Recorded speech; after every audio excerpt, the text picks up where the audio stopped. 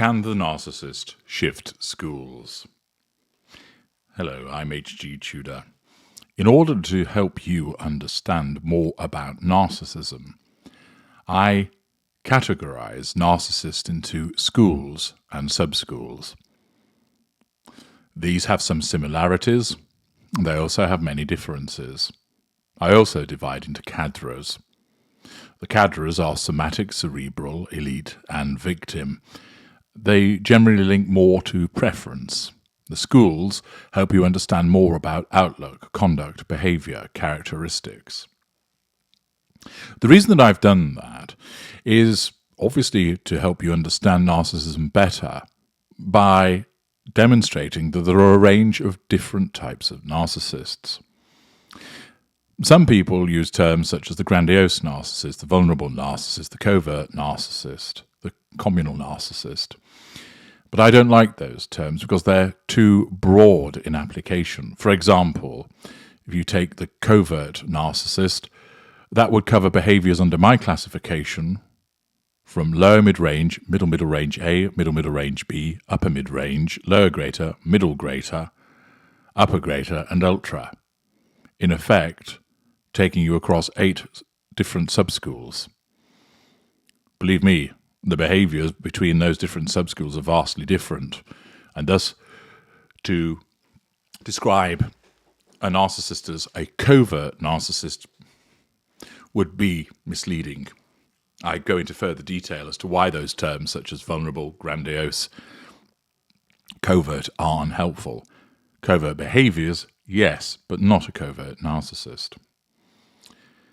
I thus created the subschools. So with the lesser, you have the lesser as the school, which is further subdivided into lower lesser, middle lesser, upper lesser type A, and upper lesser type B. Mid-range is divided into lower mid-range, middle range A, which has further 2 subdivisions, middle range type 1, middle range A type 2, middle range type B, and upper mid-range. And then lower greater, middle greater, upper greater, and then me, the ultra. I've created lots of material that links to these various sub-schools. You can find them in the videos. You can go in the Knowledge Vault. There's the HG Malls series. So there's lots of different material that exists in my books, in my videos, in the Knowledge Vault, which helps you understand more about the various characteristics of these sub-schools. But there's a common question that's asked about, can a narcissist move from one school to another? Alongside also the suggestion that a narcissist might belong to more than one school. Well, first of all, can a narcissist move from one sub-school to another? The short answer is no. Their position is fixed. What's important to understand that with regard to the classification of each sub-school, there might be around 50 criteria. Sometimes a narcissist might exhibit all 50, so they're absolutely 100% nailed on with regard to, let's say, upper lesser type A. But more commonly what can happen is that you might find that a narcissist has been assessed and they're 70% upper lesser type A, 20% middle range type A, 10% upper mid-range.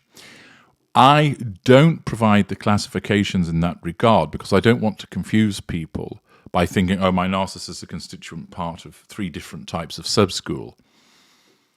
People have enough to contend with regard to getting their head around the concept of dealing with a narcissist and everything associated with that. So what happens is that with that classification, a person is placed within the relevant sub-school that they belong to the most, i.e. the majority. And in most instances, it's not just a simple majority of, say, 51, 52%. Most times that person sits very firmly within that, being up 75%, 80%, with a little contribution perhaps from elsewhere. So accordingly, if you find yourself having undertaken the narc detector, which is an extremely useful way of reinforcing in your mind that you're dealing with the narcissist and also understanding which type, and you think, yeah, I understand largely that result, but I do see other aspects from other schools as well. It's not because the narcissist shifts schools. It's not because the narcissist is capable of moving from one school to another, but rather in the way that human beings are complex and have different aspects to their personality, a narcissist will belong predominantly to one sub-school, but will have some influence from other schools also. And hence, you might occasionally see those behaviors. So a good example of that might be, let's take an upper lesser type A.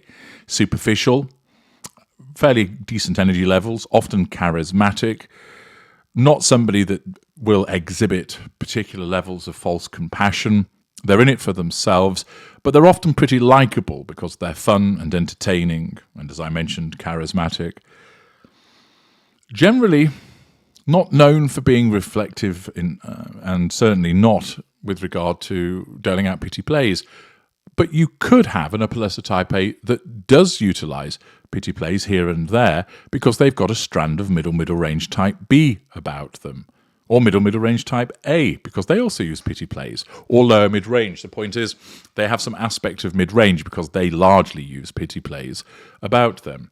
So it might be that that particular narcissist is upper lesser type A with a streak of middle range type B.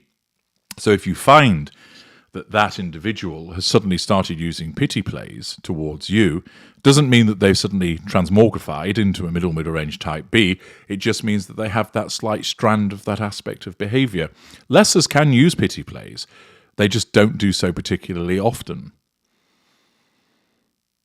And it might well be because there's a bit of influence from mid-range with them. For instance, a middle lesser will undertake some mid-range behaviors, such as a pity play, alongside the more traditional lesser behaviors that are experienced.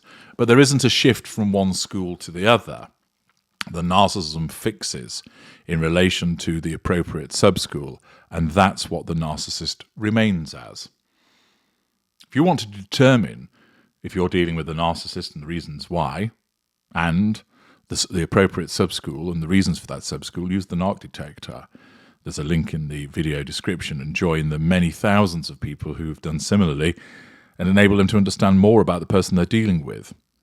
Once you've established it, you can then fine-tune your reading and your viewing by going to the relevant material that appertains to that sub-school. Because it's just as important as well to know what that means in terms of what the narcissist may do or will do, and also in terms of understanding what the narcissist is less likely to do.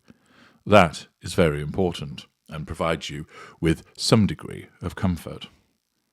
But the narcissist cannot shift schools. They don't evolve once they've become a narcissist. They will evolve into a particular sub-school, and once they're there, they're fixed. But thereafter, they don't learn more skills to move from one school to another. A middle lesser suddenly doesn't become an upper mid-range narcissist. That just doesn't happen. Similarly, the narcissist doesn't shift in terms of cadre either. You may, at certain instances, see a greater exposure of certain behaviours associated with the cadre, but it doesn't result in a change from one to another. I'm HG Tudor. Thank you for listening.